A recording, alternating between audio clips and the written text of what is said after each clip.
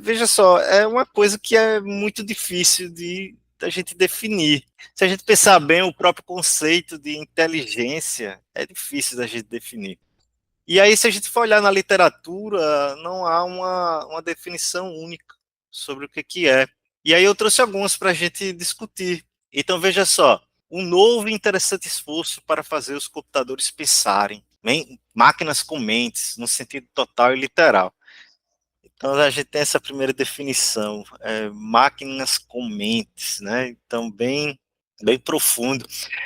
Veja, como eu estava falando, a gente não sabe nem definir ainda direito o conceito de inteligência. Se a gente pensar e ver hoje, a gente tentando colocar robôs para andar, robôs para andar, caminhar como seres humanos, a gente já vê como aquilo ali é difícil, para que uma máquina precise daquilo, precisa ter muito algoritmo, muita inteligência. Então, só o fato de andar é uma coisa, na minha concepção, já é algo de pessoas que têm inteligência. Outra definição, né, o estudo de como os computadores podem fazer tarefas que são melhor desempenhadas por pessoas. Então, tem esse outro conceito, eu já vou com o pé um pouco atrás dessa definição, porque os computadores, eles são mais rápidos que a gente nunca vai ser mais rápido que um computador. Eu vou mostrar mais na frente um exemplo do porquê que eu não concordo com isso. Então, deixa eu passar a última, que é atividades que associamos ao pensamento humano, né? Atividades como tomada de decisões, a resolução de problemas, o aprendizado. Esse eu acho mais, assim, na minha concepção, né, que define melhor o que é inteligência artificial, apesar da gente não saber nada sobre como é que a gente raciocina, né? Que a gente tem indícios, mas a gente não tem certeza. Então, eu acredito que essa definição do que seria inteligência artificial seja o mais próximo, né? Então, atividades que a gente associa ao pensamento humano, o que seriam essas atividades, né? Então, um médico avaliando um paciente, ele vai tomar uma decisão sobre que remédio usar. Então, tudo isso daí que exige habilidade humana, conhecimento humano, seria o que seria inteligência artificial se a máquina conseguisse fazer. Alguém quer fazer algum comentário sobre isso? É um pouco filosófico, né? Mas é interessante a gente definir o que seria inteligência artificial. Eu acredito que esse último. O do meio, eu vou falar porque que não é, quando eu mostrar aqui os casos famosos. Então, em 97, o Deep Blue, ele venceu o Kasparov, né, um xadrezista campeão do mundo, né, por vários anos seguidos. E venceu. Mas sei que o Deep Blue, ele usou a força bruta, né, então ele avaliou muitas combinações do tabuleiro, né, se aproveitando da sua velocidade, para conseguir vencer o campeão do mundo. Veja, então, será que isso seria inteligência? Ele só usou a velocidade. Não. Não, né, Jalves? Na É, minha opinião, você está utilizando todo o recurso que você tem. Você tem um enorme poder de processamento e numa velocidade absurda, né? Coisa que o ser humano não tem. Então, tem que usar muito do raciocínio para poder, como a gente faz uma prova, né? Geralmente uma prova objetiva, a gente começa a descartar as respostas que a gente tem certeza que não é, em vez de buscar diretamente a resposta correta. Então, uma forma de pensar, que nesse caso aí do computador, que eu conheço esse caso também, não utilizou, né? Ele simplesmente colocou todas as possibilidades possíveis e testou todas as possibilidades possíveis. Isso não, será que a gente pode definir isso como inteligência, né? E em relação à ideia de inteligência artificial, eu já vi outro termo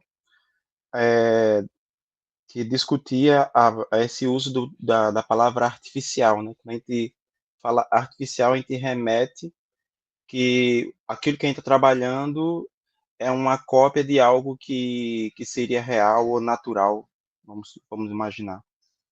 Então, faz esse vínculo entre a inteligência humana e a inteligência do computador. Existe um outro termo que eu acho que tu conhece também, Davi, que é o inteligência computacional, né?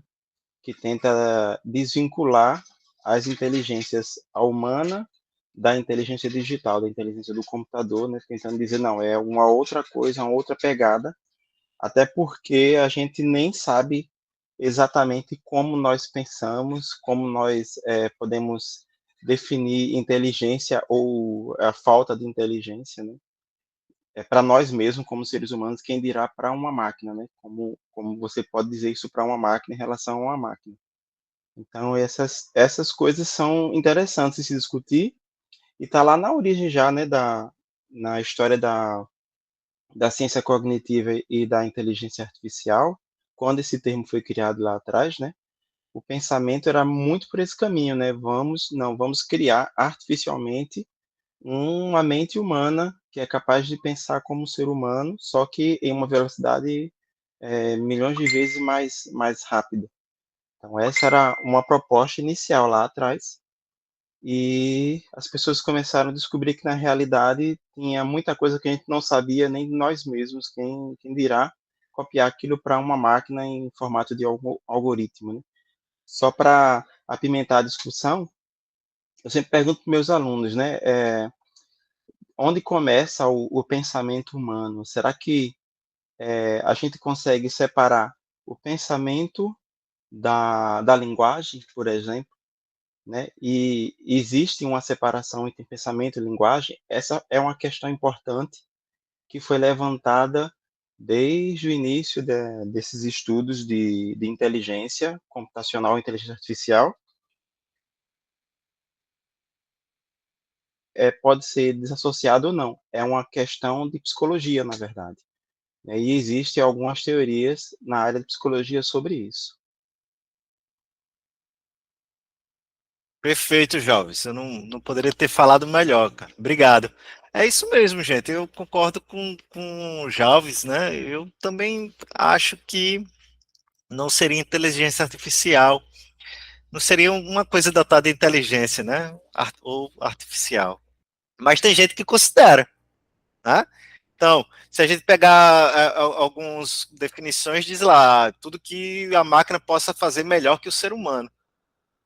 Aí tem gente ainda que pode que define isso como sendo a inteligência artificial, sabe? Se faz melhor que o ser humano, porque não é algo inteligente.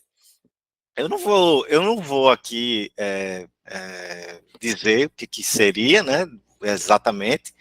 Vou deixar para vocês aí pensarem e raciocinarem o que seria inteligência artificial para vocês. Mas eu estou na mesma linha que o Javes. Eu não concordaria que isso aí seria inteligência artificial. Mais alguém quer falar? Quer fazer algum comentário? Não? Ok. Aí venho outro exemplo. Esse eu já acho que tem a ver com inteligência artificial, né, na minha concepção. Então, em 1992, Gary Tessaro criou um programa que pode jogar gamão. E o interessante dessa resolução desse problema foi que o programa dele aprendia a jogar sozinho, contra ele mesmo. Então ele usou a aprendizagem por reforço, tá, gente? Então ele pegou esse problema e pegou o mesmo programa jogando contra ele mesmo. E aí, no final, somente no final do jogo, ele dava uma recompensa. Se a pessoa se ganhou, ganhava uma recompensa. Se perdeu, recebia uma punição. E aí, depois de várias vezes jogando, esse programa criou uma habilidade que é comparada ao jogador de nível profissional. E aí a gente entra agora na aprendizagem de máquina. Né? Então, quando a gente fala em inteligência artificial, a gente já pensa logo na aprendizagem de máquina. Então, como é que as máquinas podem aprender a resolver um problema? Então, é um campo de estudo que dá aos computadores a habilidade de aprender sem ser explicitamente programados. Então, a gente pode ter um problema e a gente, antigamente, né? Então, a gente aprende lá no início da faculdade se, else, para resolver os problemas.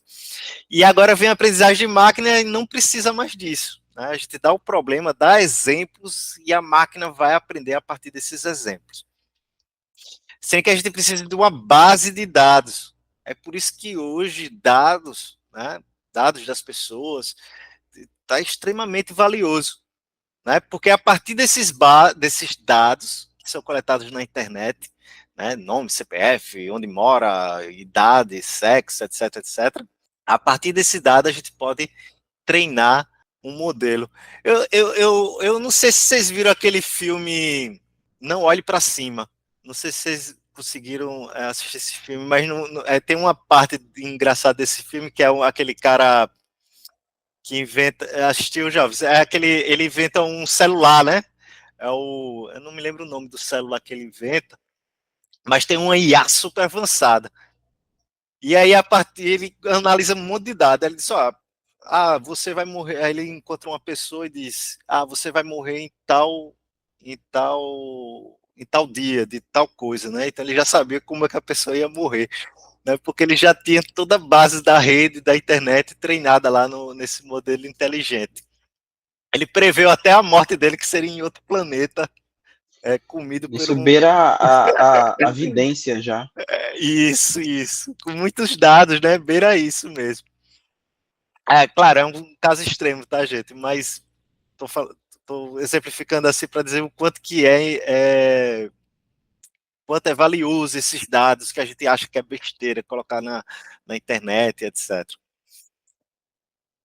E como é que é feito esse treinamento? Então, o treinamento é que nem o ser humano, tá? Então, quando a gente tá ensinando uma pessoa alguma tarefa, a gente repete, né? Repete até que aquela pessoa aprenda aquele exercício. É o que a gente faz também com as máquinas. Então, a gente repete o treinamento, a gente reapresenta esses exemplos, né, essa base de dados, e vai terminar quando um desempenho for satisfatório, tá? For alcançado. Tá, então qual é a motivação da gente treinar máquinas, né? Porque é difícil articular o conhecimento que a gente precisa para construir um sistema. Então muitas vezes a gente nem sabe como resolver esse problema, tá? E aí o que a gente faz? A gente constrói um sistema que eles aprendem o conhecimento necessário para resolver aquela tarefa. Então vou passar alguns exemplos. Então, vou correr um pouquinho, tá? Que eu estou vendo aqui já deu 30 minutos. Então, a partir de informações sobre pacientes relativas à gravidez, aprender a prever classes de futuros pacientes de alto risco que devem fazer cesárea. Análise de risco de crédito. Então, a partir de um grupo de clientes mal pagadores e bons pagadores, né, conseguir prever quem que vai ser um mal pagador. Então entra uma pessoa nova lá, então entra com os dados dessa pessoa no computador e vai dizer, essa pessoa aí vai provavelmente dar calote no banco. Prever comportamento de compra de clientes, né? Então, olha só, quando você vai lá e coloca o teu CPF naquelas compras, aqueles dados ali tá tudo sendo armazenado, tá? Então ele consegue já dizer aquela pessoa o que ela está comprando e por que isso é interessante, né? Sabe aquela organização que eles fazem no supermercado? A fralda ficando perto da cerveja, por exemplo. Então, como é que eles chegaram a esse ponto de colocar a fralda perto da cerveja? Um exemplo hipotético. Então, a partir de clientes que compraram cerveja, também viu que essas pessoas estavam comprando, comprou fralda, viu que estava comprando também cerveja. Né? Então eles pensaram, então vamos colocar a cerveja perto das fraldas, porque aí a gente induz mais as pessoas a comprarem a cerveja. E aí, se a gente for analisar, vamos dizer que foi porque, como a pessoa tem filho pequeno, não pode sair no final de semana, então resolve beber a cervejinha em casa. Né? Então veja que o quanto é importante os dados. Recomendar filmes para clientes. Então, a partir de uma base de dados com clientes, não sei, vamos dizer, idade, sexo, se mora em tal região, o que for, ele vai recomendar um determinado filme para aquela pessoa. Também, ou com base nas outras locações passadas dele, vai recomendar novos filmes, né, que dê interesse para o cliente. E aí, como estava falando para vocês, tudo se baseia o quê? Na base de dados, né? A gente ter dados para treinar nossas máquinas, né? Então, Eu vou dar alguns conceitos para vocês, porque depois a gente vai estar falando desses termos, e aí para ficar numa linguagem natural para a gente, tá? Para a gente falar mesmo a língua. Então, um exemplo é uma única observação, uma linha da base de dados, tá? Então, tem uma base de dados lá, imagina uma base de dados do Excel, do Calc, e tem aquela linha lá que cada coluna é um valor, tipo idade, sexo de uma pessoa, aí fica aquela linha ali. A gente diz agora que isso aqui é um exemplo. Quando eu falar exemplo, eu estou falando de uma linha da base de dados, né? Davi, eu coloquei um exemplo de um IA que deu errado na Microsoft lá Foi? pelos idos de 2016. Um Ah, chatbot. vou abrir aqui, deixa eu ver. Twitter conseguiu corromper a IA da Microsoft em menos de 24 horas. Quer já resumir para a gente aí, professor? Isso aconteceu na época que estava aquela corrida pelos chatbots para tentar evoluir essa tecnologia de você conversar, né? Como o Alexa, o Google Assistente, né? Estava bem no começo ainda. Tinha a Siri também que estava sendo desenvolvida, então a Microsoft, antes do Cortana, estava tentando desenvolver sua própria também, que havia uma corrida para isso, né? A parte de processamento de linguagem natural, reconhecimento de mensagem, frase. Então, eles lançaram um perfil artificial, né, com esses chatbots pelo Twitter, para treinar, para testar. Só que aí a galera começou a mandar um monte de mensagem trocada para ele e a Thay, né, que era o nome do chatbot, a Thay começou a aprender um monte de coisa errada. No fim das contas, ela concluiu que, na verdade, Hitler estava certo e que a humanidade deveria morrer mesmo. Aí eles retiraram do ar e pediram desculpa à Microsoft. Pode buscar que você vai encontrar pedido de desculpa à Microsoft pelo erro lá que eles cometeram com essa IA que estava aprendendo sem filtro as coisas. Eu acho que eu me lembro disso, viu? Eu me lembro disso. Desse caso dizendo que Hitler seria uma pessoa certa, né? Foi bem interessante. Assim, por um lado, tudo bem, a gente tem que ver tudo esse problema, mas pelo outro, a gente começa a pensar aí, tá, a máquina, com base no que os usuários estão falando, começou a aprender, né? Começou a ter uma visão de mundo errada, mas teve, né, a sua opinião lá, né? Se a gente pode dizer assim, entre aspas, né? Enfim, bom exemplo, Jalves. Obrigado. Então, pessoal, um exemplo vai ser uma linha da base de dados. E cada exemplo desse vai ser composto por um conjunto de características, que a gente vai chamar de atributos. Então, lá eu tenho uma linha, vamos dizer que eu tenho uma base de dados de cadastro de clientes. Então, cada linha vai ser um cliente e cada coluna vai ser um atributo, que vai ser o quê? O telefone daquela pessoa, o nome, endereço, número da casa, etc, etc. Tá? E esses atributos, eles podem ser numéricos, né? Pode ser categóricos, por exemplo, masculino, feminino, pode ser binários, né? 0, 1 e outros tipos de dados, tá? Exemplo, características, né? Os atributos, idade, 25, peso, 70, altura, 1,75. Então aí eu tenho o quê? Eu tenho 3 atributos, né? O atributo idade, o atributo peso e o atributo altura. E aí eu tenho um atributo chamado classe, que diz o quê? Que classifica aquele exemplo. Então a classe é o rótulo ou categoria associada a um exemplo que o modelo vai tentar prever. Há dúvidas nisso daí? Não, né? Então, primeiro exemplo, vamos lá, gente. Primeiro exercíciozinho. Identifique exemplo, atributo, tipo do atributo e a classe. O que é que seria classe aí desse conjunto de dados? Né? Aqui eu tenho uma base de dados hipotética também, tá? Então, aí quem me diz aí onde está o exemplo? Eu não entendi, não, Davi. Ah, entendeu não? Tá, então vou Eu, explicar né? melhor. Seu pessoal. Então, Obrigado por dizer que não entendeu. Então, um exemplo é uma única observação, ou linha da base de dados, da tabela. Imagina uma tabela, uma base de dados, uma tabela, certo? Então, cada linha daquela tabela vai ser um exemplo. E aí, esse exemplo é composto por características, que a gente chama de atributos. Cada atributo vai ser uma coluna. E esses atributos eles podem ser numéricos, categóricos ou binários. Né? Então, aí eu dei um exemplo aí embaixo. Os atributos de uma pessoa. Idade, peso, altura. Eu vou pegar o do tempo aqui.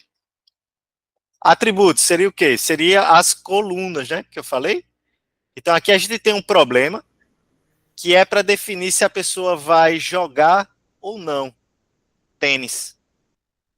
Com base nesses atributos aqui, ó. Tempo, temperatura, umidade e vento. E cada linha dessa aqui é um exemplo. É uma situação que ocorreu, Dani. Então, por exemplo, nessa Sim. situação aqui, ó, eu tinha o quê? Nesse exemplo, teve um tempo sol, teve uma temperatura de 85, uma umidade de 85, não ventou, e aí não foi jogar. Ele não foi jogar, tá? Quando teve essas condições aí. Então, isso daqui é um exemplo.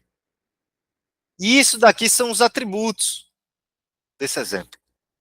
Então, tempo era sol, temperatura 85, umidade 85, vento não, joga não. Deu para entender agora? Deu sim. Pronto. Aí, então a classe é o rótulo categoria associada a um exemplo, que é aquela linha da tabela, que o modelo vai tentar prever.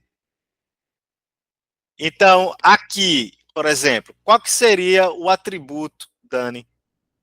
Que seria o atributo classe. Vamos ver o conceito de O novo? atributo é a coluna, né? Isso, o atributo é a coluna. Hum. Veja que o problema era o quê, Dani? Era o computador iria aprender, né, a determinar se a condições de tempo, temperatura, umidade e o vento seriam ideais para a pessoa jogar ou não tênis. Né? Sim. Seria o atributo classe, então. O atributo classe é o rótulo ou categoria associada a um exemplo que o modelo vai tentar prever. Então Então, classe seria. é jogo. Se ele joga ou não. Isso. Classe Quero saber, seria... de acordo com os dados, ele vai jogar ou não?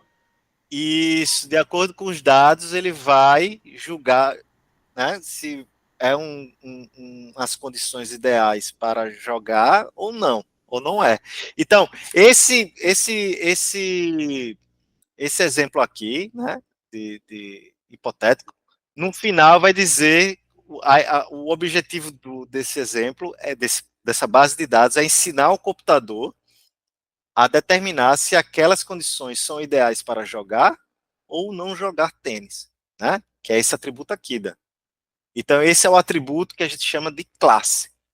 Então, quando teve sol, quando a temperatura foi 85, quando a umidade foi 85, e quando não estava ventando, não é para jogar. Não é para jogar. Então, a máquina tem que aprender isso. Quando estava sol, em outro exemplo, quando estava sol, quando a temperatura era 80, a umidade era 90, estava ventando, não era para jogar. Jogar, não. Outro exemplo, Dani. Estava nublado, a temperatura era 83, a umidade era 89, não estava ventando. Jogar, jogou, sim. Então, esse atributo aqui é o objetivo da rede, né? Ela tem que aprender isso, a dizer se aquele momento é para jogar tênis ou não. E como é que ela vai determinar isso? Com base nos atributos, né? Como é que está o tempo? Como é que está a temperatura? Como é que está a umidade? Como é que está o vento? E aí, joga ou não joga? Deu para entender? Sim, entendi. Beleza. Alguém mais alguma dúvida? Não? Então, o que é que seria exemplo aí, pessoal? Um exemplo. Seria A linha. a linha. Ali é o conjunto de dados aí, o conjunto dessas informações, né? Isso, é a linha, né? A linha é o exemplo. Né? Aqui é o conjunto, né? A linha é o exemplo. Atributo. O que seria o atributo?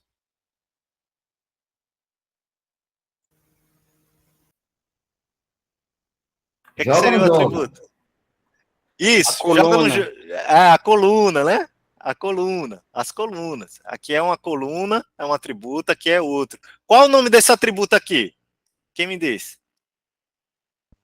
Tempo, umidade, vento, né? Isso são os nomes dos atributos, né? Tempo, temperatura, umidade, vento. E esse atributo aqui é o atributo. Que atributo é esse? Que tipo de atributo é esse? É o. Eu não estou conseguindo ver na tela. Você está selecionando? Ah, não tô não, né? Ah, aqui. Que atributo é esse? Classe, né? Isso, classe. Muito bom. E eu explicando a Dani aqui, apontando. Desculpa, Dani. Mas Então, deu para entender. deu para entender, né? Esse é o atributo classe, gente. Que é o objetivo da rede, né? É o objetivo do problema, né? Determinar se é para jogar ou não. Certo? Ok. E aí, a gente entra em três conceitos: conjunto de treinamento, validação e teste. Então, a gente tem aquela base de dados, que a gente vai chamar de conjunto de treinamento, tá? É o conjunto que a gente vai usar para treinar a rede. E aí a gente vai ter outros dois conjuntos, que é o de validação e teste. Olha só. O conjunto de treinamento é utilizado para treinar um modelo para aprender a desempenhar aquela tarefa. Qual era a tarefa passada lá? Determinar se era um bom dia para jogar ou não tênis. Né? O conjunto de validação ele vai ser usado para prevenir o overfit. E aí eu vou depois, mais à frente, dizer o que seria essa prevenção do overfit.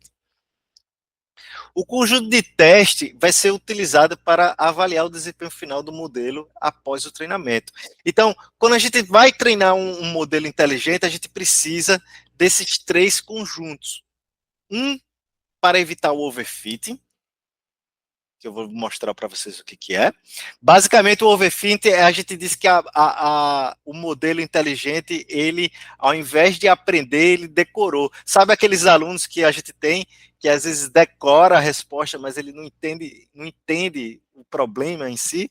Pronto, seria o overfitting.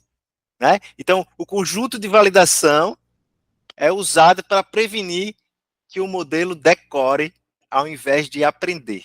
Tá? E aí a gente tem um conjunto de teste, que no final a gente faz o teste para avaliar o desempenho do modelo, após o treinamento.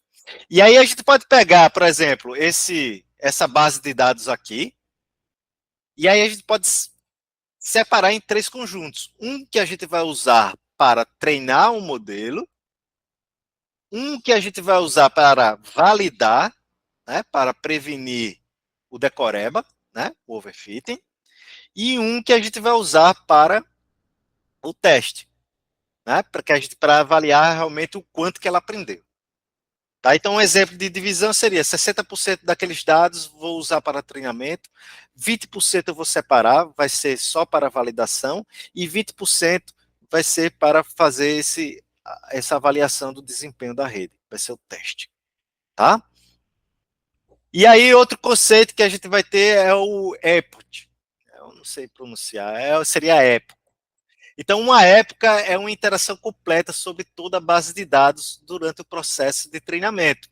Então, quando a gente está treinando um modelo inteligente, a gente envia todas essas linhas, uma por uma, todas essas linhas da tabela, uma por uma, para a rede.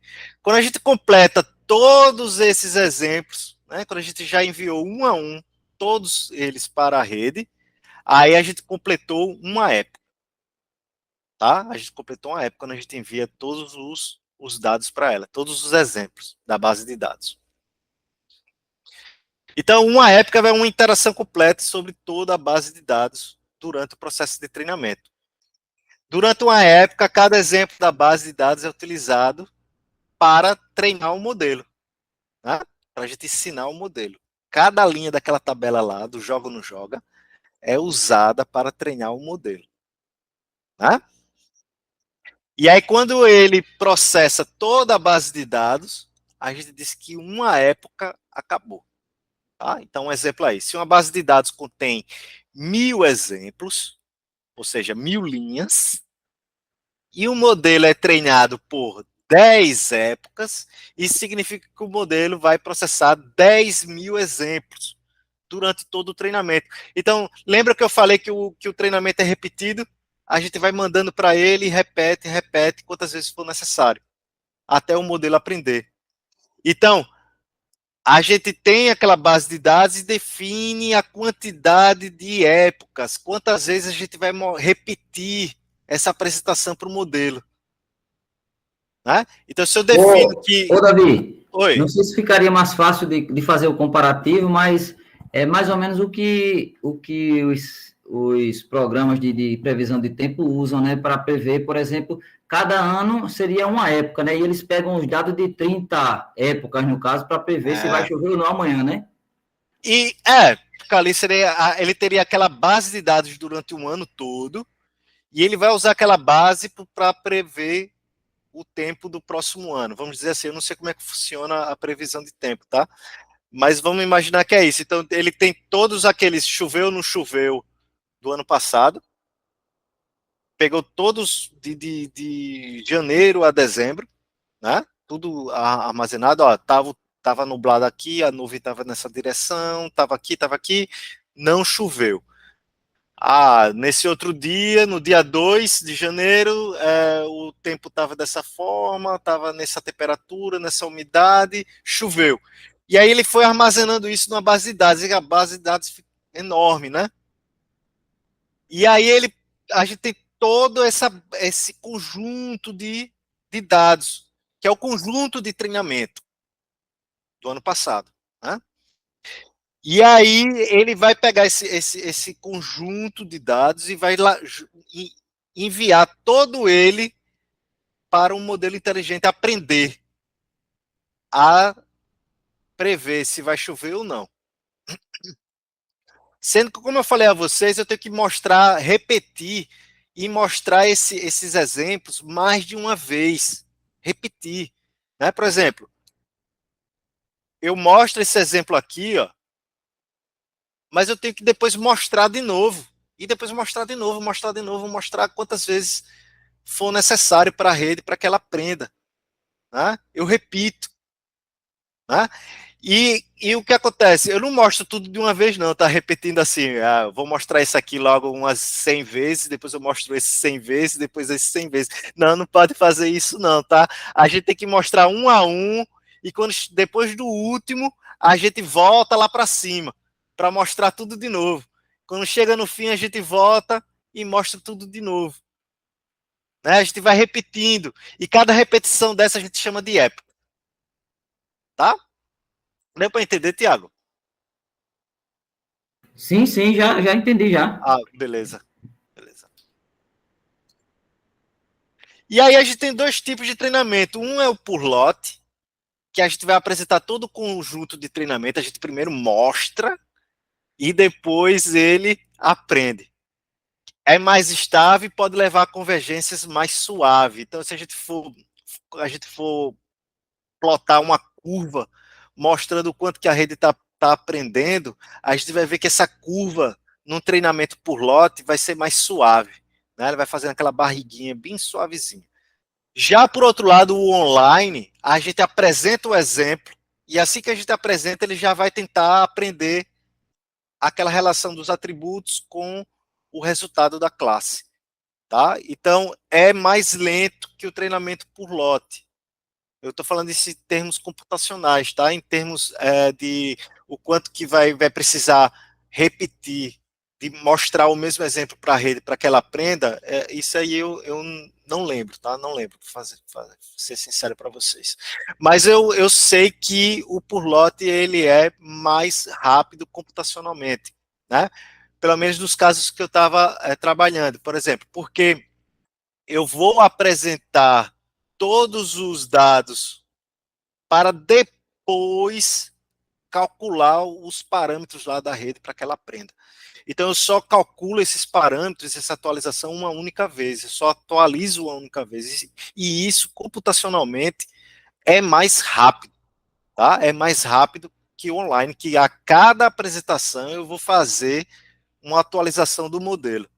E aí, o treinamento com 10 mil exemplos, como é que seria com o treinamento por lote, o batch?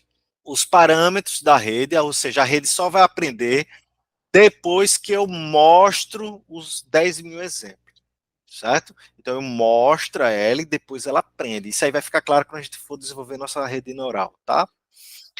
O online, os parâmetros são atualizados após cada exemplo ser apresentado. Então, eu apresento um exemplo, eu apresento aqui esse exemplo do nublado aqui, ó. Estava nublado o tempo, estava com a temperatura 72, umidade 90, o vento estava ventando e é para jogar.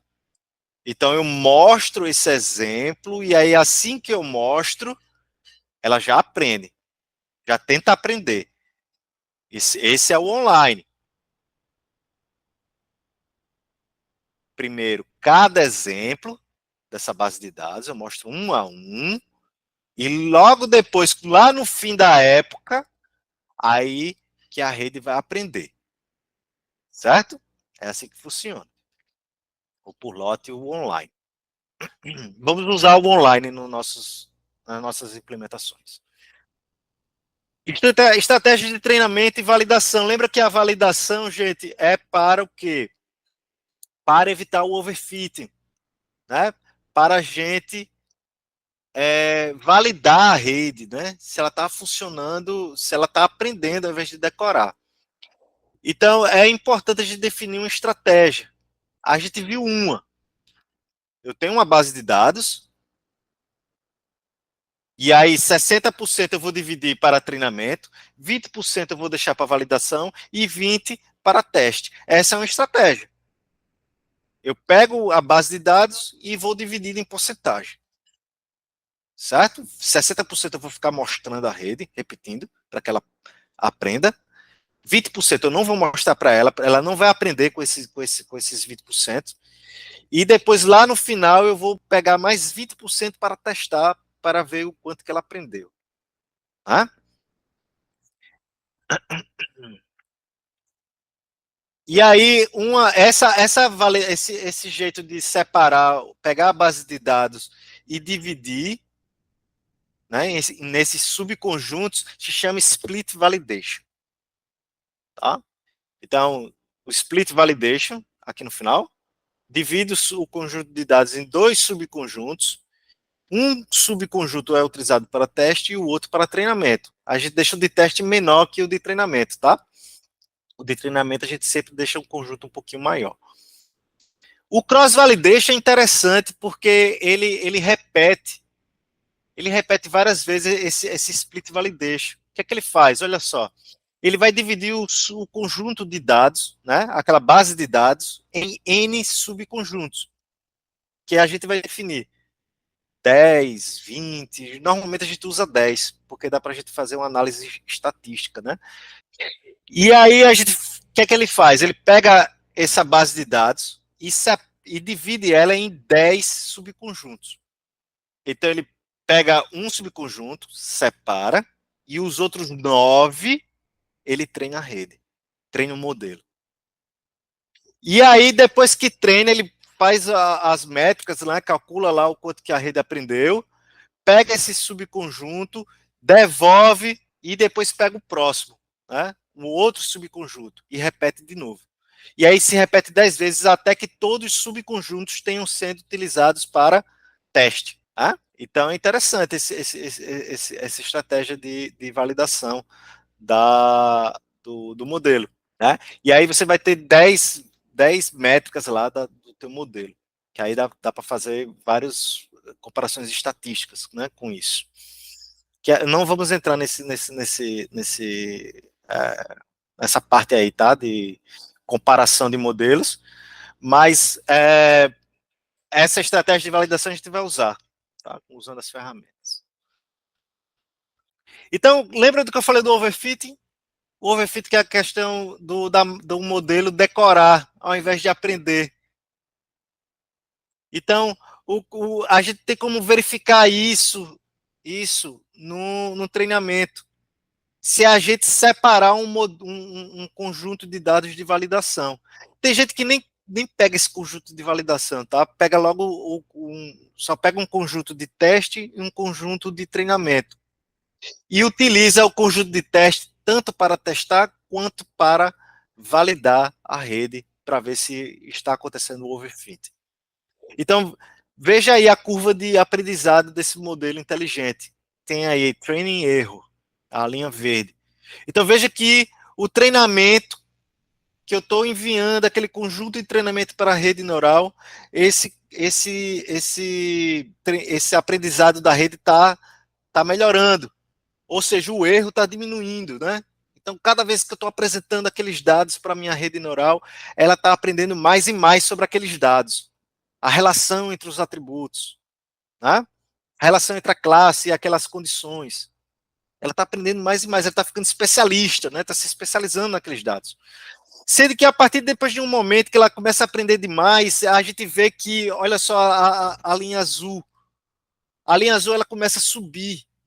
Ou seja, quando eu estou apresentando novos dados para a rede, dados fora daquele conjunto de treinamento, a rede não está sabendo mais classificar corretamente. Está começando a errar mais. Então, como é que pode, né? Ela está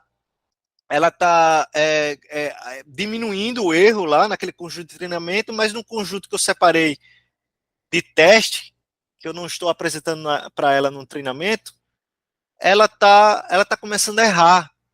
Porque ela começou a decorar, a gente diz isso, ela começou a decorar o conjunto de treinamento. Né?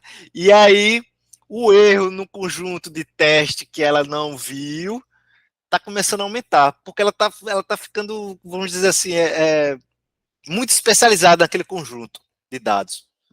Então, pessoal, o que acontece? Aí a gente apresenta o conjunto de treinamento e, ao mesmo tempo, apresenta o conjunto de teste. E aí, depois que termina uma época, a gente apresenta o conjunto de validação e vê se está caindo os dois juntos. Veja que depois de um momento começa a subir o de validação. É nesse momento que eu tenho que parar o treinamento. Porque nada me interessa a rede saber só sobre aquele conjunto de treinamento. Eu quero que ela generalize, essa é a palavra, generalizar. Ela tem que ver novos exemplos e conseguir acertar coisas que ela nunca viu. É isso que a gente quer. Esse é o objetivo da gente criar um modelo inteligente, né?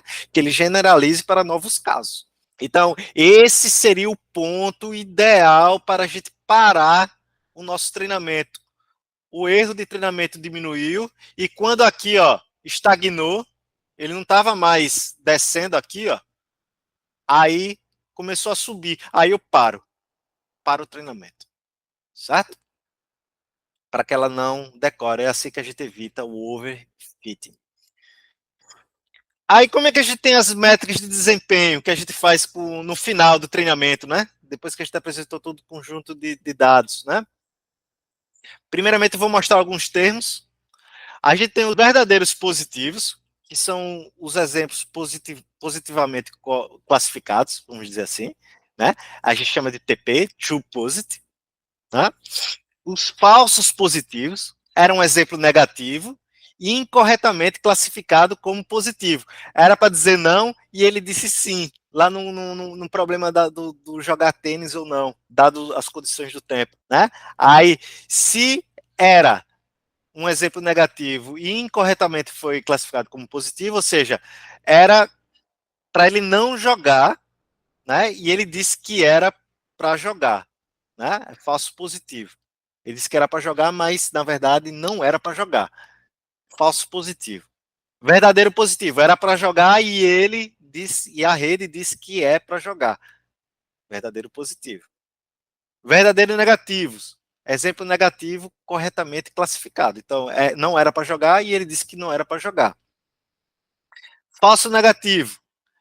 Não era para jogar. Exemplo positivo incorretamente classificado como negativo. Então, era para jogar e ele disse que não era para jogar.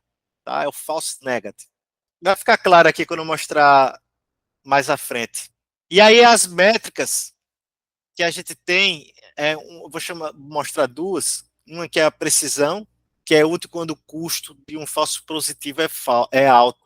Então, vamos dizer que daquele problema de jogar tênis, que se dizer que é para jogar quando não era para jogar, vai me custar muito dinheiro, porque eu vou alugar a quadra, eu vou chamar os profissionais, vou chamar o juiz, né? Então é muito custoso para mim errar nesse quesito, né? Dizer que é para jogar quando não é para jogar. E aí eu uso a precisão, essa métrica aí para definir a precisão, o quanto que está preciso da rede em definir aquela classe. Aí a acurácia é outra métrica de desempenho que vai medir a eficácia de um classificador. Mas pode ser enganoso, tem muita gente que cai nessa casca de banana aí, vamos dizer assim. Então, como é que calcula a acurácia? São tudo que ela acertou, ou seja, tudo que era para dizer sim e ela disse sim, e tudo que era para ela dizer não e ela acertou dizendo não, dividido pelo total de exemplos lá da minha base de dados, né? Esse vai ser a acurácia, mas há um problema aí, ó, eu botei até essa chargezinha aí, esse desenho, tem uma pessoa aí, esse cinza aí é a pessoa que modelou a rede, né? Ah, nossa, 99% de acurácia, né? Ele tá feliz lá, ainda abraçar e vem o rosinha aí. 99% dos dados pertencem a uma classe, né? Então, se todos os exemplos, se 99% pertencem aos true positive, então os true negative vai ter pouca influência aqui na acurácia, né? Então a rede vai dar sempre 99%, né? Basta ela dizer sempre sim, né? Porque os dados eles estão desbalanceados. Eu tenho muito de uma classe e pouco de outra. E aí a gente tem outra métrica que é a matriz de confusão. A matriz de confusão é uma tabela que mostra o número de previsões corretas e incorretas para cada classe. Então, aqui, ó, na linha, eu vou ter as classes verdadeiras, né? Ou seja, realmente da classe 1. E aqui o que a rede previu, né? Então, era da classe 1 e a rede previu da classe 1, 50. Era da classe 1 e a rede previu como classe 2, 20. Era da classe 1 e a rede previu como classe 3, 5. Aqui é a mesma coisa. É da classe 2. É da classe 2, ele previu como classe 1, 12, errou. Errou 12. Era para ter dito classe 2, ele disse classe 1. Aqui deu 40. Né? Era da classe 2, ele disse que era classe 2, acertou. É os true positive da classe 2, né? E aqui da classe 3. Classe 2, disse que era 15 e 15 da classe 3. Né? Disse que era da classe 2, ele disse que era da classe 3. Mesma coisa aqui, tá, gente? Vou repetir só para ficar claro. Classe 3, aqui é o que ela deveria, né? É o da base de dados.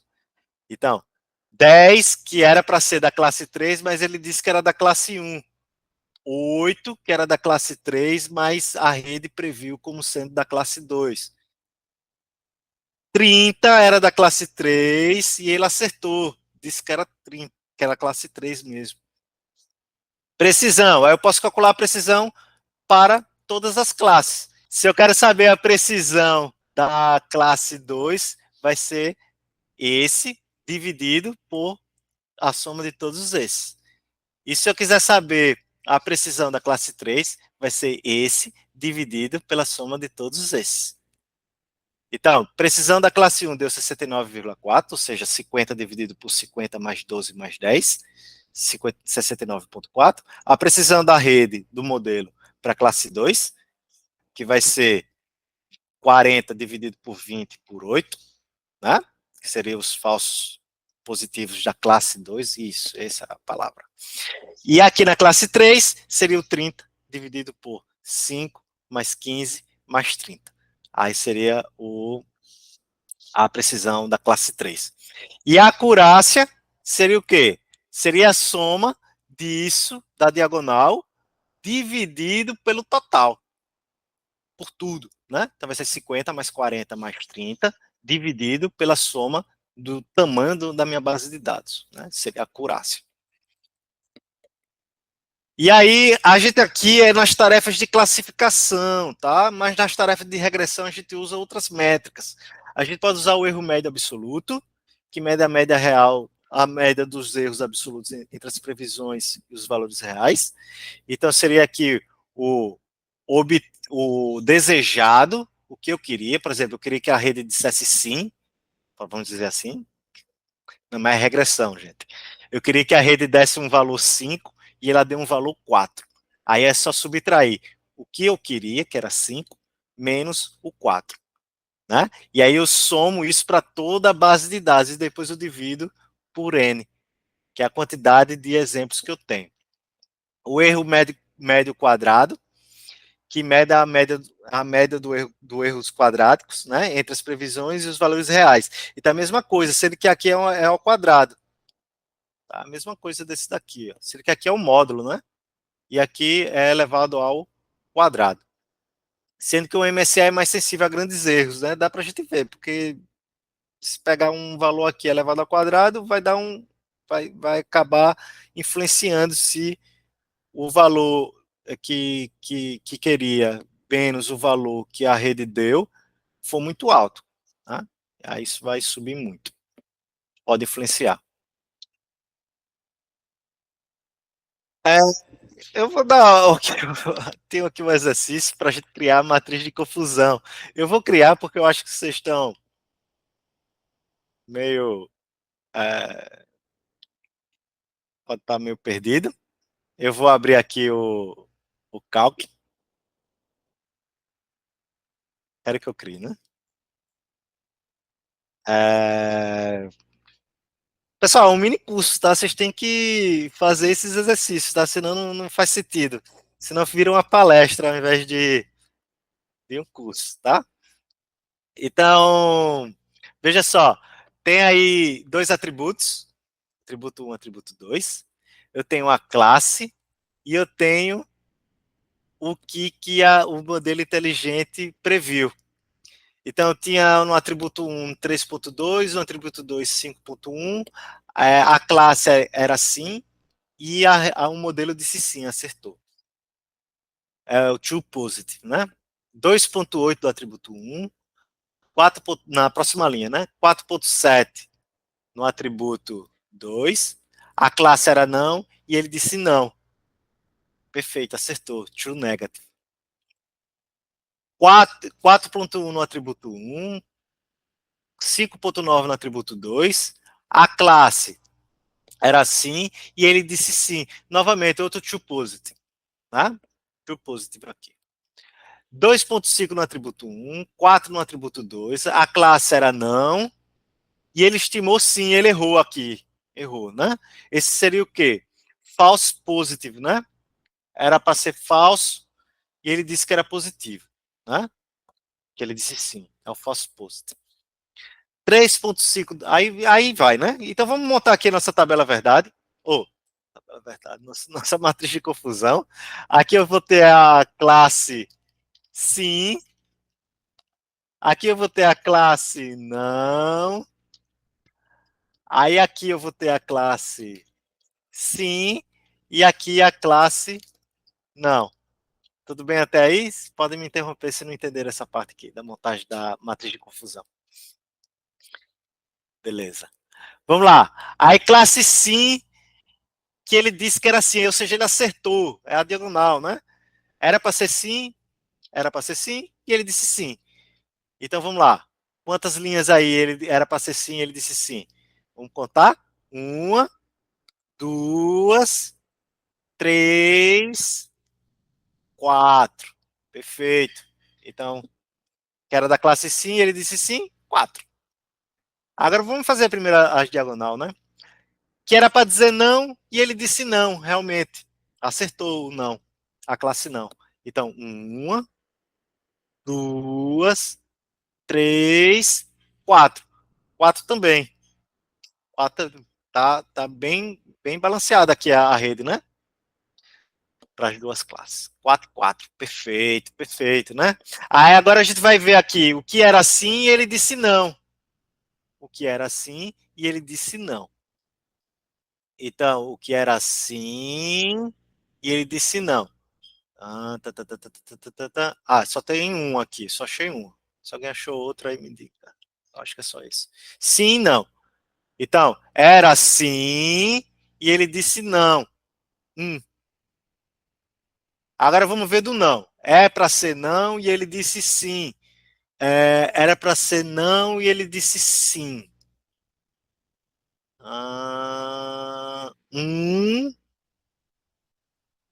Só, né? Um só. Pronto. Aí ficou bem balanceado aí, né? Então ele só errou um aqui da classe não e só errou um aqui da classe sim. Aí a gente vai calcular agora a acurácia e a precisão. A acurácia, tudo bem? É fácil, né? A gente vai fazer o quê? Soma esse, eu vou botar parênteses, igual, soma esse mais esse, né? E divide pelo quê? Pelo total, né?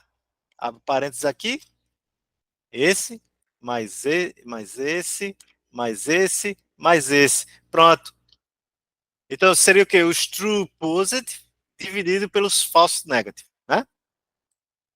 Porque dividido pelo total. Aí pronto, enter. Então, minha rede teve o desempenho aqui de... Deixa eu multiplicar por 100, né? Quer dizer, é só colocar aqui porcentagem, né? Deixa eu ver aqui, porcentagem. Aí ele já dá aqui, já multiplica por 100. Pronto, 80%. Então, minha rede teve uma acurácia de 80%. E essa acurácia aqui, ela é bem confiável, né? Porque os dados estão balanceados, né? Eu tenho a mesma quantidade de classe sim e da classe não. Perfeito, 80%. Muito bom, né? Uma boa acurácia, né? E aí agora a gente vai ver a precisão, né? A precisão seria o quê, gente? Seria os true positive dividido pelos true positive mais os false positive, né? O que ele classificou como positivo quando não era para ser positivo, né? Ou seja, aqui, ó, mais um, pronto, beleza. 80%, claro, né? Tá balanceado demais. Vamos botar aqui 80%, deu 80%, né? 80% de precisão para a classe sim.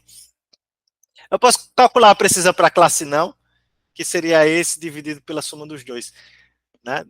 Dessa coluna aqui, tá? Mas eu não vou fazer isso. Dúvidas? Dúvidas? Não? Vou continuar. Tá. E aí, a gente já viu como fazer as métricas, a gente já sabe do conjunto de treinamento, da base de dados, atributos, classe, né? A gente sabe do overfitting, né? A gente aprendeu isso, a gente já sabe as métricas de como avaliar o nosso modelo. Oi. Davi, só uma questão aqui.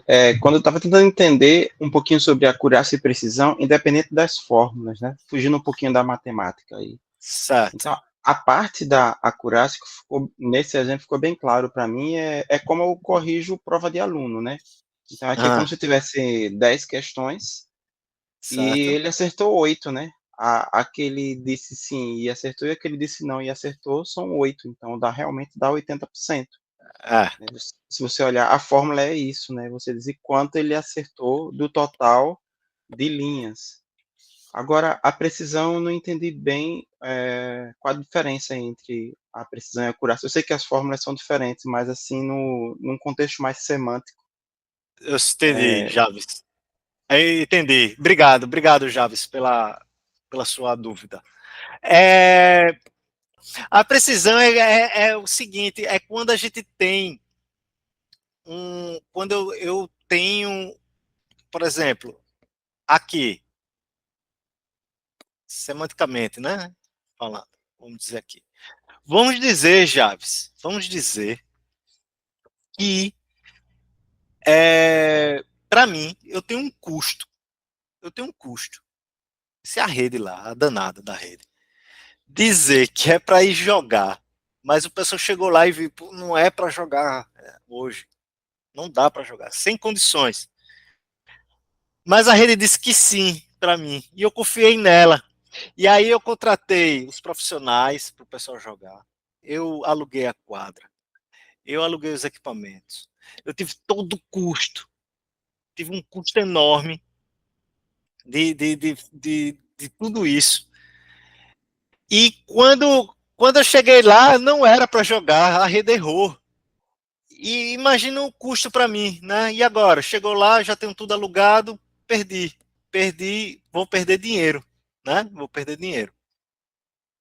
E aí, quando você tem algo desse tipo, que você tem uma classe pesando mais que outra, por exemplo, ele dizer que é sim e errar, tem um custo maior do que ele errar dizendo não. Aí eu uso a precisão, né? A precisão da classe, né? Por quê? Vamos olhar aqui na matemática aqui rapidinho.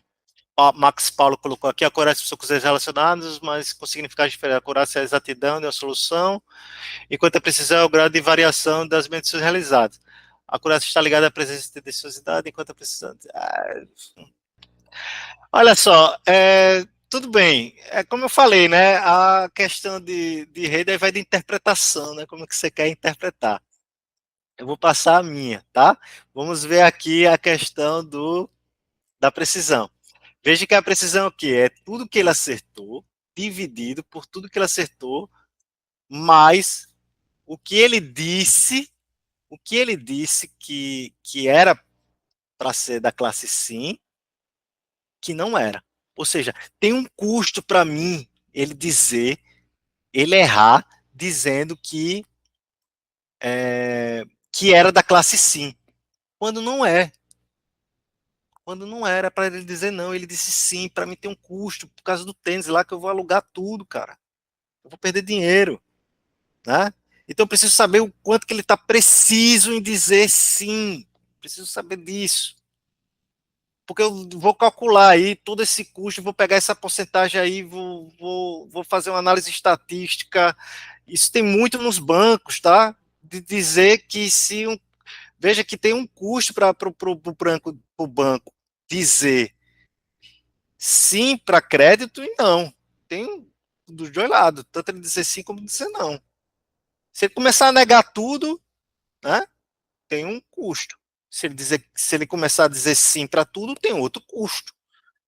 Para o banco é pior, né? Eu acredito que é pior ele dizer sim e levar calote. Então, ao invés de usar a acurácia, que é o overhaul de tudo, né, de todo o desempenho da rede, eu vou usar a precisão para aquela classe. Né? Eu não quero saber o não, tudo bem, deixa ele errar o não. Ele erra não. O não para mim não tem custo. Eu não vou perder dinheiro, né? Se ele negar um crédito, mas eu vou perder dinheiro se ele aprovar um crédito e o cara não me pagar. Então veja o quanto que é importante se definir a precisão do sim. O não tem uma importância, mas não é tanto como o sim. Né? Então aí eu calculo a precisão da classe, porque é o que está me interessando, o quanto que ela está errando, dizendo que sim, quando não era para dizer sim, era para dizer não. Acho Então, que eu entendi, Davi. É que só exemplo de teste de gravidez. Aí você diz que ele é Isso. preciso. Por que você diz que é preciso? Porque ele pode dar um falso positivo, mas ele não pode dar um falso negativo. É a mesma coisa, né? Isso. Agora entendi. Valeu, Exato. valeu. Que exemplo fantástico, Javes. Muito obrigado por esse exemplo. Então, vai de interpretação, tá, gente? Então, essa parte de esses dados, esses cálculos, aí vai tudo de vocês, né? De como vocês vão querer interpretar esses dados. Aí vai ter gente que usa mais o feeling. Eu sou da pessoa que é melhor, como o Javes falou, usar mais o feeling do que ir muito para essa parte matemática, apesar de eu estar mostrando vocês como calcular. Aí vamos dividir agora os algoritmos da aprendizagem de máquina. Então, a aprendizagem de máquina se divide em não supervisionado, que são as bases de dados que não há um atributo classe, tá? Não há um atributo classe. Então, tem um monte de dado lá, de exemplos de treinamento, né? De linhas da tabela, e eu não sei ainda realmente o que é que eu quero descobrir ali, né? O que é que eu vou descobrir, tá? Eu vou usar o aprendizado não supervisionado nesse tipo de dados. O aprendizado supervisionado, aí eu tenho aquele atributo classe. Por exemplo, naquele problema lá do jogar ou não jogar. Tinha a classe lá dizendo o objetivo da rede, que era aprender a dizer sim ou não para jogar tênis. E eu tenho aprendizagem por reforço. A aprendizagem por reforço é interessante que ele não se encaixa em nenhum dos dois, supervisionado ou não supervisionado, né? Ele não tem uma base de dados. Eu não tenho essa base de dados. Não preciso dela para usar a aprendizagem por reforço. Então, como é que ele funciona? Eu pego o modelo, eu crio um modelo e deixo ele lá na tarefa, desempenhando aquela tarefa. Deixa ele lá, né? Sendo que tem uma pessoa que vai estar dizendo a ele se ele acertou ou ele errou daquela tarefa que ele está realizando. A gente chama de crítico. A gente vai dar uma olhada na aprendizagem por reforço, de relance aqui, e mais avançado na próxima aula de amanhã. E aí, na aprendizagem por supervisionada, a gente tem esses dois tipos de problema, que é um problema de classificação, quando eu tenho duas classes. Aqui eu tenho dois tipos de dados, eu tenho os dados bolinha e os dados maisinho. Meu objetivo é procurar uma reta, uma função, que separe essas duas classes. Né? Aqui eu tenho a classe bolinha, a classe mais. E eu tenho que encontrar uma função que separe essas duas classes. Dessa forma aqui mesmo, uma reta nesse caso. Né? Aqui eu consegui com a reta. Na maioria dos casos a gente não consegue com a reta, a gente tem que usar uma função não linear. Né? Mas nesse caso aqui, bem simples, uma reta, consegui dividir esses dois dados. Essa tarefa aí é de classificação.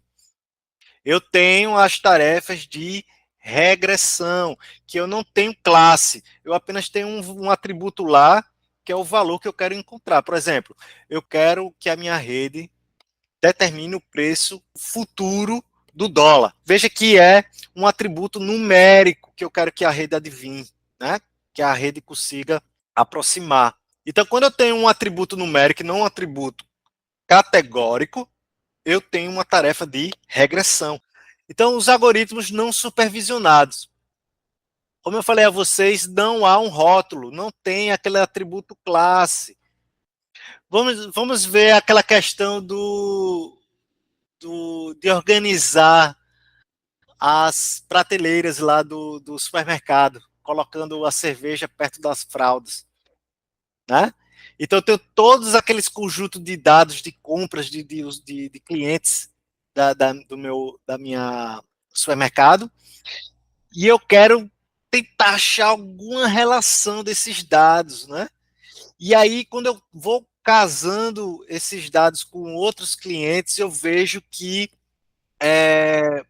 quando a pessoa compra a fralda, compra também cerveja. Organizando esses dados, agrupando esses dados, eu consigo analisar, né, o resultado daquele agrupamento de pessoas com o mesmo comportamento. Eu consigo chegar à conclusão que pessoas que compram fralda também compram cerveja. Né? E aí depois vem a análise, né? Por que isso está acontecendo, né? E aí entra outro tipo de profissionais que vai tentar avaliar isso daí.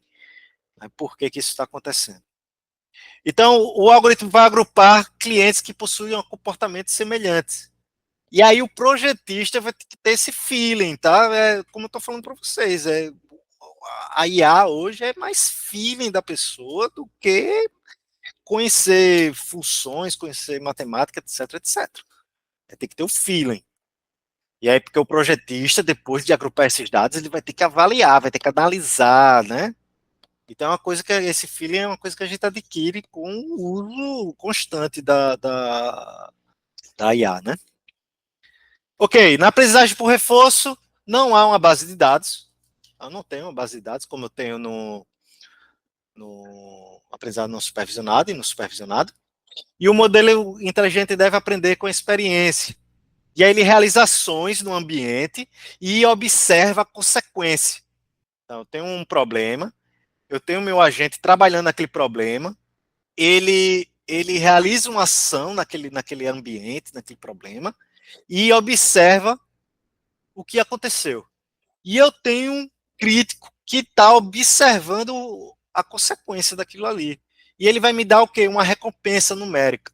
Se for muito boa, a consequência daquela ação do agente, né? Tem um agente, realiza uma ação no ambiente, e aí ele verifica o próximo estado, ou seja, como é que o ambiente vai se comportar, a consequência daquela ação dele, e aí o crítico dá uma recompensa.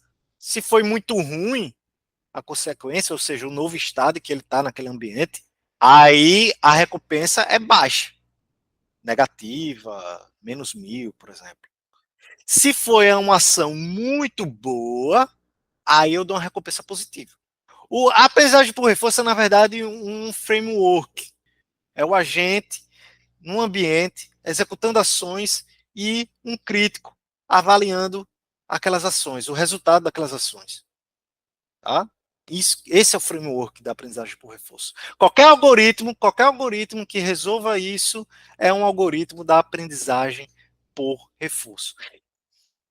E aí eu tenho os algoritmos supervisionados, né? O aprendizado supervisionado, que é aquele que eu tenho um rótulo. Eu tenho o objetivo da rede, né? Que é prever, por exemplo, prever clientes mal pagadores ou bons pagadores. Agora sim, né? Veio certinho aqui. Esse estava lá no não supervisionado, acho que eu errei.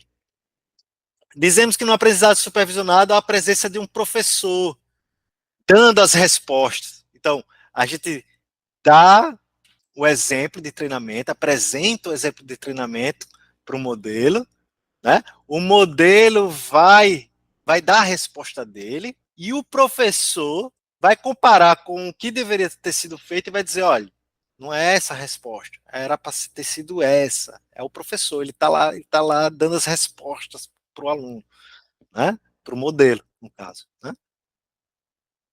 Opa, Eugênio, quer falar alguma coisa? Não.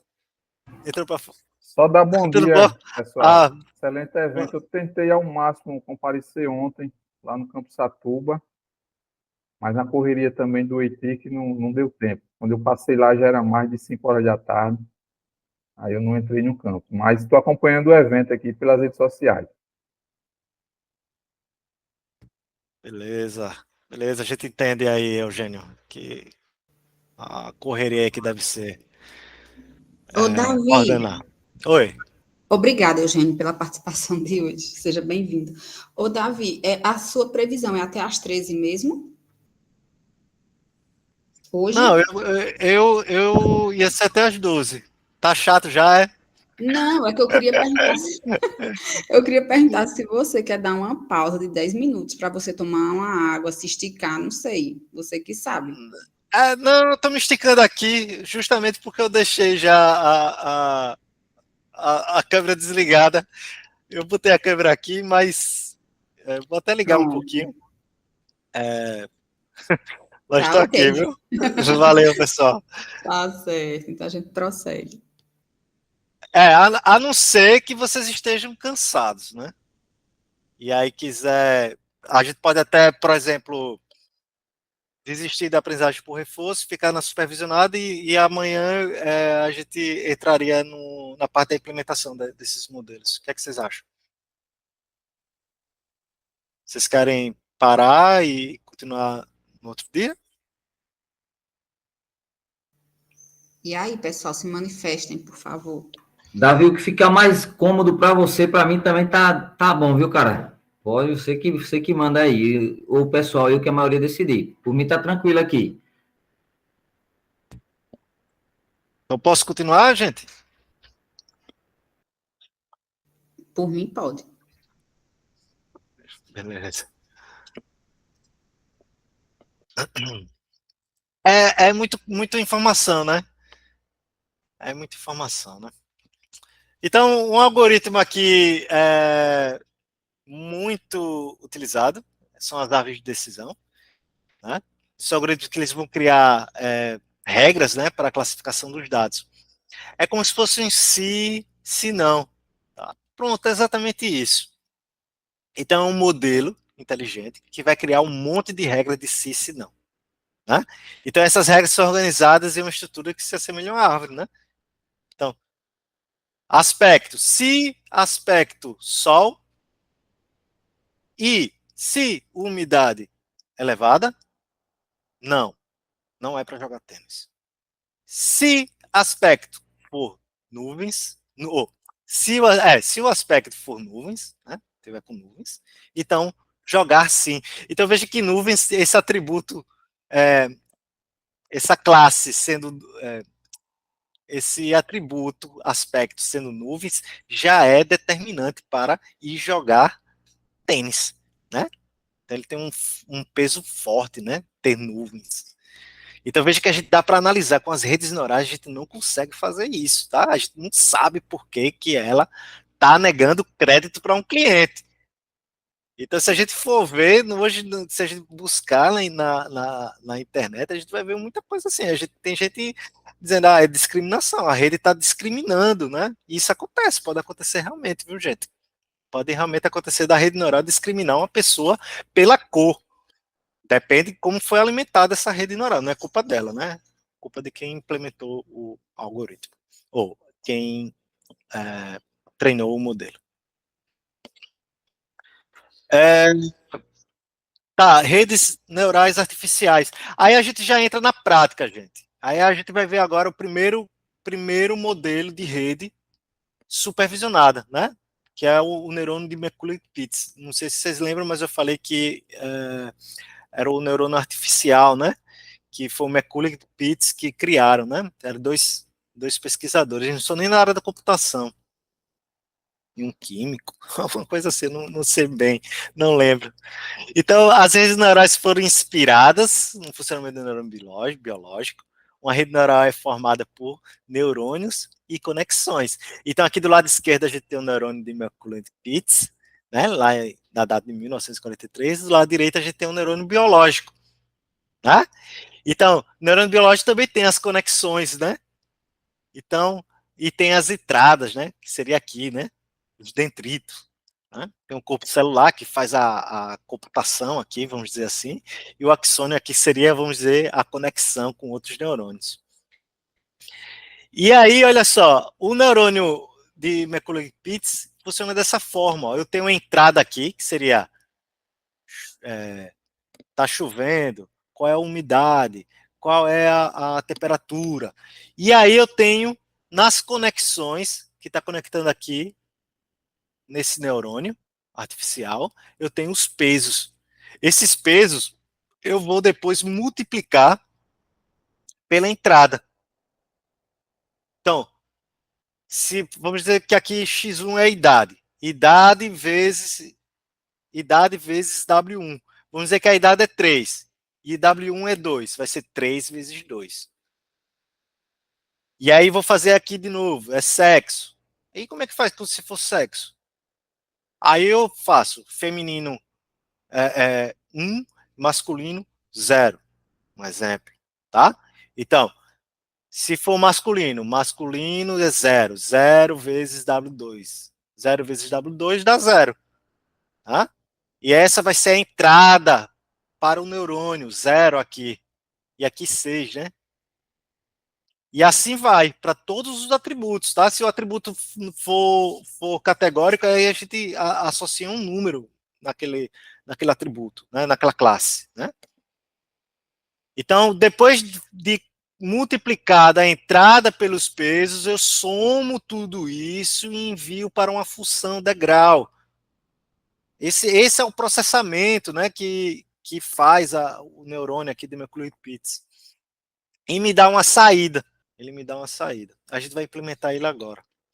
Então, veja que não tem nada a ver, né, com neurônio biológico, tá? Não tem nada mesmo. Se alguém quer realmente, se sente inspirado em trabalhar com neurônios, com modelos computacionais que se assemelham ao neurônio biológico, tem os Spike Neurons, né? Vou colocar aqui no chat. É o Spike Neurons, e eles sim, é um modelo de rede que realmente se parece com os biológicos, tá? Aí a gente tem o neurônio de Rosenblatt, né? Que é justamente, o Rosenblatt fez o seguinte, porque o neurônio de Mclure-Pitts, ele não aprendia, e veio o Rosenblatt, que aí fez uma forma de aprendizado do neurônio de Mclure-Pitts. Então, pode aproximar qualquer função linear ou classificar dados linearmente separáveis, tá? É a única coisa que ele dá para fazer, aproximar uma função linear ou classificar dados que sejam linearmente separáveis. Então, todo neurônio artificial vai ter uma entrada adicional de valor 1. Então, aqui, ó, tem a entrada multiplicada pelo peso, né? Cada entrada era multiplicada pelo seu peso. Eu vou ter um neurônio especial, eu vou ter uma entrada especial aqui, chamada bias, que o valor dele vai ser sempre 1. Vai ser sempre 1 a entrada. E vai ser 1 vezes o peso dele. Então, isso aqui está bem exemplificado aqui. Somatório dos pesos vezes as entradas, I é a quantidade de atributos, né? Então, se eu tenho só 2, então N aqui vai ser 2, né? Então, o I vai de 1 até 2. Então, eu pego a entrada 1, multiplico pelo peso 1, depois somo com a entrada 2 vezes o peso 2.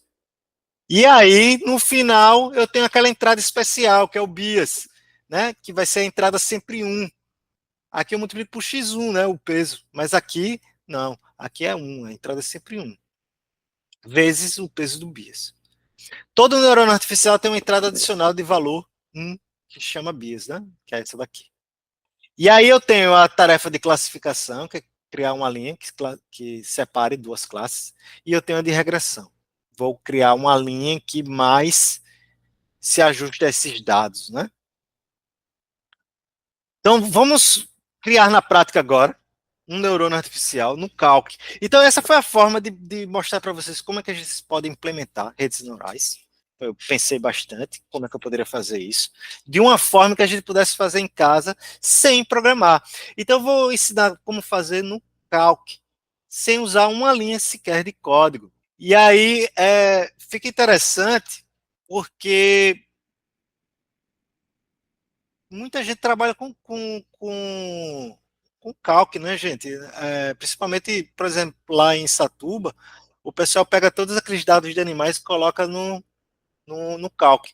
Então, seria até interessante para eles, né, usar uma rede neural no próprio calc. Claro que não treinar a rede no calc, tá? Que demoraria muito.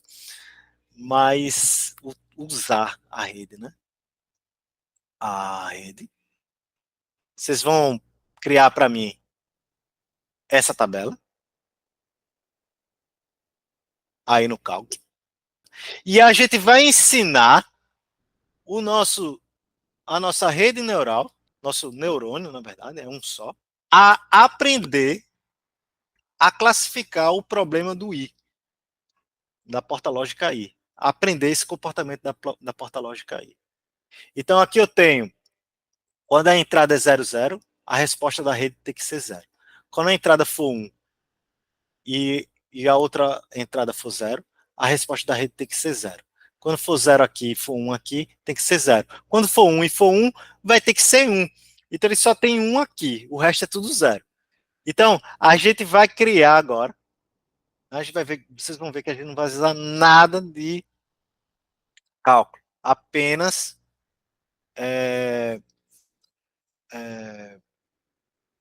fórmulas aqui do cálculo, tá?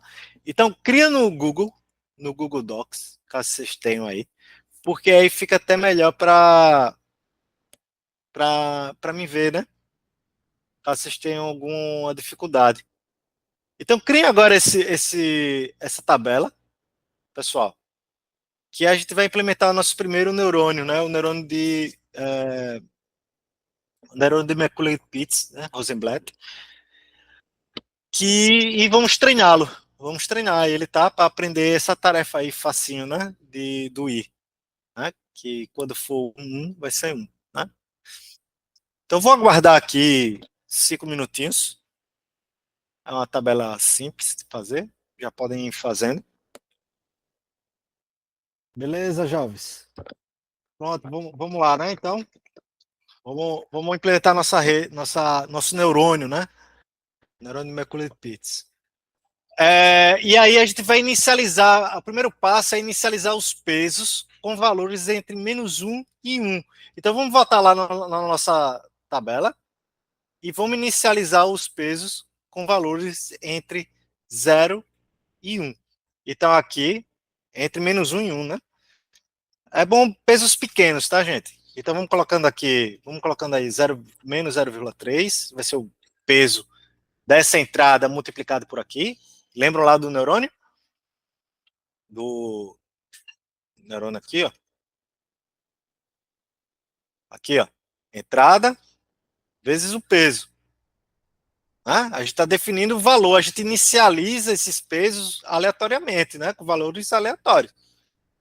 Então vamos lá. Menos 0,3, esse daqui eu vou botar 0,2. Eita, 0,2. E esse daqui, oxi, é uma entrada e um peso. E esse daqui, quem me diz? Que cara é esse? Não é 2 entradas? Aqui eu tenho um conjunto de treinamento. Opa. É o bias. Isso, bias, né? Chama de bias. E aí a entrada dele é sempre 1, né, Javes? Sempre 1 aqui. Eu já coloco aqui, ó, porque eu não mudo. É sempre 1 a entrada, multiplicado por esse peso. Certo? Ok? E aí agora calcular, a gente já fez isso, inicializou os pesos. Agora a gente vai calcular a soma ponderada da entrada pelos seus respectivos pesos. Vai ser para cada entrada multiplicada pelo seu peso, mais o bias, né? Bias. Então vamos lá, fazer isso. Aí eu vou colocar aqui, ó, que é a saída já, né? Igual, vamos lá, esse vezes esse mais esse vezes esse mais esse vezes esse. Acabou, né? Já calculamos o processamento do neurônio, né? A saída do neurônio. Não é isso? Pode dar enter aí que ele já vai dar um valor, né? Ele vai dar 0,4 porque ele deu 0 aqui e aqui, né? Não multiplicou, não tem nada aqui, né? Deu 0,4. Pronto. Aí, a soma ponderada passa por uma função de ativação. Vamos utilizar a função degrau, que é a função que os algoritmos do... valeu, Jalvis. Valeu, meu amigo. Que é a função de ativação utilizada pelo neurônio de Rosenblatt, né, e de Macaulay-Pitts. O que eu vou fazer? Como é que é a saída do neurônio calculada? 1 Se x for maior ou igual a 0, ou seja, se a saída do neurônio for maior ou igual a 0, vai dar 1. E se for menor do que 0, vai ser 0. Tá?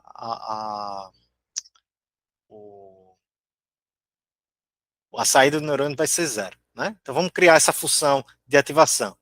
Né? Porque depois que a gente calcula aqui a soma ponderada, a gente tem que pegar o resultado, esse x, né? O resultado, e checar. Se x for maior ou igual a 0, vai ser 1.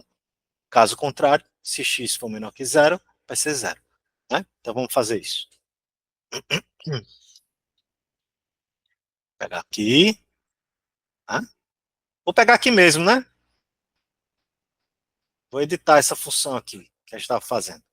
Se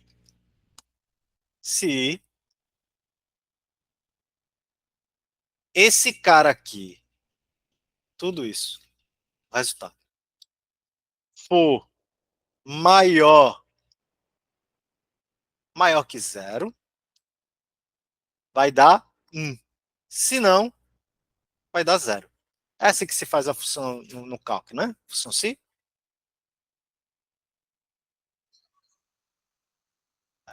É maior ou igual, né? Mas funcionaria, mas vamos colocar um maior ou igual. Maior ou igual.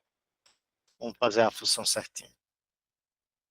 Maior ou igual a 0, 1.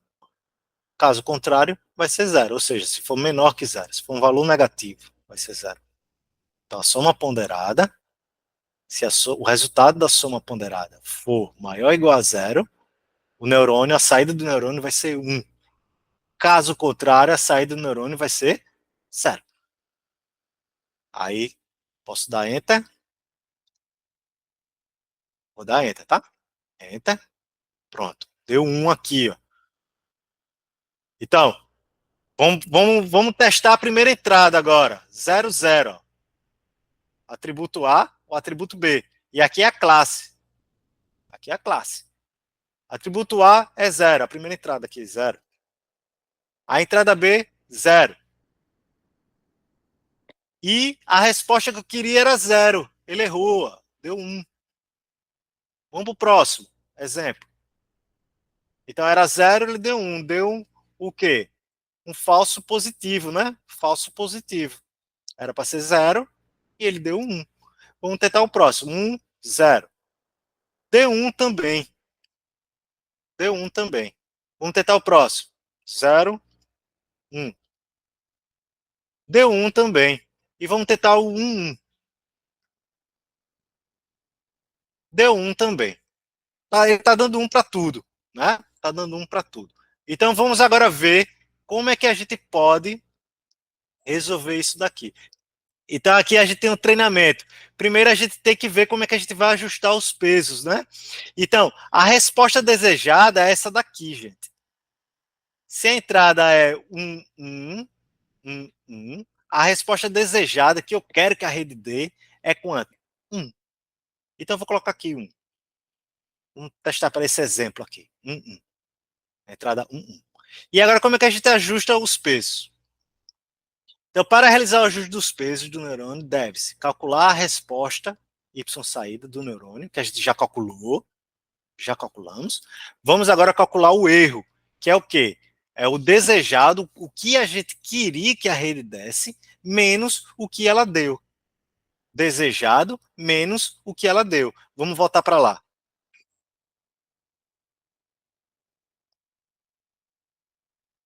Aqui o erro.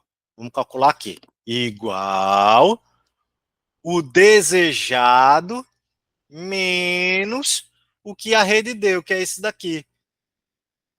E aí dou Enter. O erro foi 0.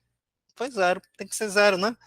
Se a entrada for 1 e deu 1, a resposta desejada é 1. E ele deu 1, então o erro é 0. Perfeito. Vamos lá. Opa. Aqui. Para todo peso I, ou seja, para aqueles 3 pesos que eu tenho, vamos atualizar o peso da entrada XI.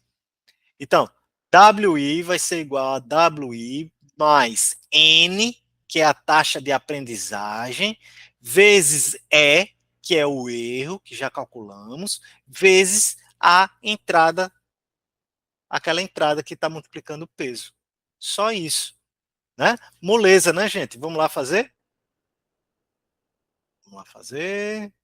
Aqui. Taxa de aprendizado. Tem que ser pequena, tá, gente? Menor que 1. Geralmente é utilizado 0. Vamos colocar 0,01. Depois eu vou pedir para vocês colocarem uma taxa de aprendizado alta e vocês vão ver o que vai acontecer com o treinamento. Às vezes a rede até diverge, né? Ela foge do que ela devia dar a resposta certa. Ela vai para o lado contrário. Então vamos aqui? Igual, né? Igual ao peso. Esse daqui é referente a esse peso. Mais taxa de aprendizado vezes o erro vezes a entrada, que é essa. Moleza, né? Pronto. Ah, olha aí. Ok? E aí a gente faz para os outros dois. Vamos fazer para cá. Igual. Ah, e aí? O peso mais taxa de aprendizado vezes o erro vezes a entrada. Enter. Veja que os pesos não estão alterando o chip. Por quê? Claro, o erro deu 0, né? Então minha rede está ótima. Igual, de novo, taxa de aprendizado, ou peso, mais taxa de aprendizado, vezes a entrada, não, vezes o erro, vezes a entrada. Que não ia mudar muita coisa, né? Pronto, todo mundo fez aí? Acabou a implementação do neurônio de Macaulay-Pitts. É isso daí.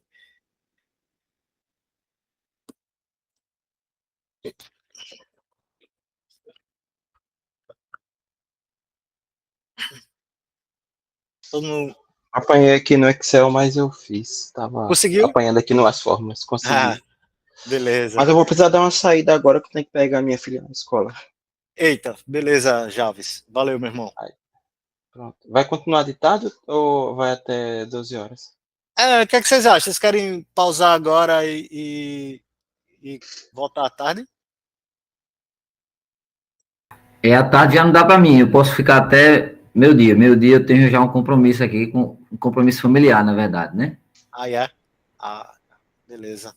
Então vamos continuar, meio-dia a gente termina. Vamos fazer o seguinte, a gente poderia ver só supervisionada, gente. E amanhã a gente continua as práticas, que agora é só prática. O que vocês acham? Beleza, depois eu dou uma olhada na gravação para dar uma olhadinha na supervisionada. Pronto. Aí amanhã, então, mesmo horário, né? 9 horas. E aí a gente termina isso aqui. Vamos ver a rede aprendendo e depois a gente continua na próxima, no sábado. Tá, gente? Então, vamos lá. Valeu, viu, Javes? Valeu mesmo, Valeu, cara. até mais. Tchau, tchau. Até mais, meu amigo.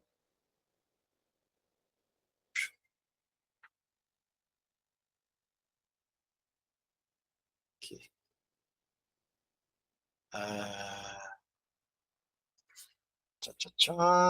Erro, tá. Aí o treinamento, pessoal, vai ser como? Vocês só vão copiar aqui e vão jogar aqui em cima. Eu não vou fazer agora porque deu erro 0. Vou fazer desse aqui agora. 0, 0, 0 aqui, 0 aqui. E a resposta deu 1, né? Tem que a resposta deveria ser quanto? 0, né? Então o erro vai dar menos 1. Aí ele já calcula aqui, ó. Tá vendo? Aí vocês vão copiar e vão largar aqui em cima. Largar aqui em cima. Pronto. Só os valores, né? A fórmula não precisa. Pronto. Aí eu vou para o próximo exemplo. 1 0, e a resposta desejada tem que ser 0. Então, 1, entrada 1, 0, e a resposta desejada tem que ser 0. Aí eu vou copiar aqui de novo e vou largar lá em cima. Atualizando os pesos. Veja que esse é um treinamento online, não é um treinamento por lote. Lembra que a gente estava falando? A cada apresentação do exemplo de treinamento, há a aprendizagem da rede. Né? Vamos lá. Novo. Aceitar.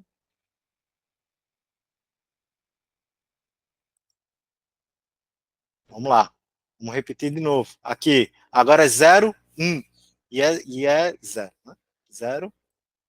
E é 1. Vamos lá. Vou pegar aqui. 0, 1 e é 0. Pronto. Pronto. E aí eu continuo, né? Vamos voltar para cá. 0, 0. 0, 0. E a resposta tem que ser... Ah, não. 1, 1 não entrei não, né? 1, 1. Com a resposta sendo 1. Pronto. Copio aqui. E... Ah, não mudou porque o erro é 0. 0, 0. A resposta desejada é 0. E aí eu vou copiar. Veja que eu estou repetindo, né? Lembra que eu falei que o aprendizado ele tem que repetir até aprender, tá? Tem que repetir. Aí depois vou com 1, 0. De novo. Volta aqui. Pronto. Aí agora vou para o próximo exemplo de treinamento, que é esse daqui. 0, 1. Vou copiar. E vou colar aqui. Pronto. Treinar 0, 1. Dá 0. Eu acho que sei o que está acontecendo. Eu vou tirar esse si, gente. Para treinar e depois eu boto. Tá ajustando muito forte. Tem que ajustar mais suave. Agora eu acho que vai. Deixa eu ver aqui. Erro. Tá diminuindo. O erro aqui era para dar 0. Aqui. 1, 0.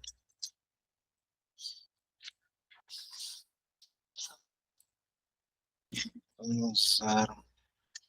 Eita, tá 1 aqui. Ai, Senhor. Pronto. 1, 0.